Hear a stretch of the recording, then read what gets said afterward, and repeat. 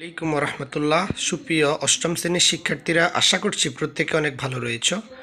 আমরা আমাদের ধারাবাহিক ভিডিওর অংশ হিসেবে আজকে কথা বলবো তোমাদেরই গণিত বইয়ের চতুর্থ অধ্যায়ের 4.1-এর গুরুত্বপূর্ণ একটি সমস্যার সমাধান এবং তার আলোকে কয়েকটি বাড়ির কাজ তোমাদেরকে দেওয়ার চেষ্টা করব।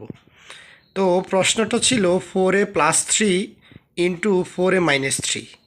সুপ্রিয় শিক্ষার্থীরা, লক্ষ্য করলে দেখতে পাবে আমি 4-এর নিচে এ এবং 3-র নিচে বি লিখেছিলাম।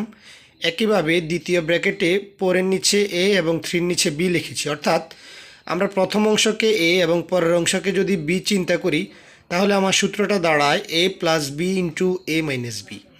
তাহলে এ মানে হচ্ছে 4a এবং বি মানে হচ্ছে 3। তাহলে প্রথম যে প্রশ্নটা তারা দিয়েছেন তার আলোকে আমরা বলতে পারি সূত্রটা হয় a প্লাস বি এবং a মাইনাস বি সূত্র, এবং a plus B into a minus B সূত্রটা হয় a square minus B square.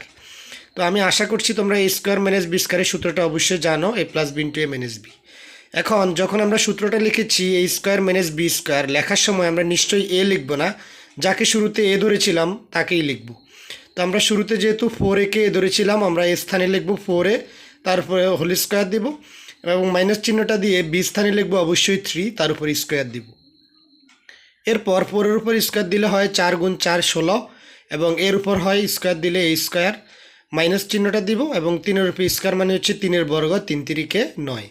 সুপ্রিয় শিক্ষার্থীরা, এই জাতীয় যত গাণিতিক সমস্যা দেখবে সবাই a স্কোয়ার মাইনাস বি স্কোয়ারের সূত্রে সাহায্য করবে।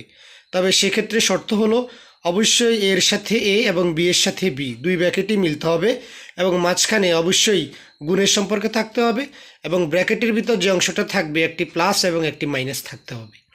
যদি এই অঙ্কটি তোমরা বুঝতে পারো, এর সাহায্যে তোমাদের জন্য দুটি কাজ আমি দিয়েছি। একটা হচ্ছে 7a+6 ইন্টু 7a-6 এবং x plus Y into X minus Y. আশা করছি সমাধান করে অবশ্যই কমেন্ট বক্সে জানাবে, এবং নতুন ভিডিও পেতে মাহফুজ অনলাইন টিচ চ্যানেলটি সাবস্ক্রাইব করে দিয়ে রাখবে। মাহফুজ শারিয়ার পেজটি অবশ্যই ফলো দিয়ে রাখবে। ধন্যবাদ।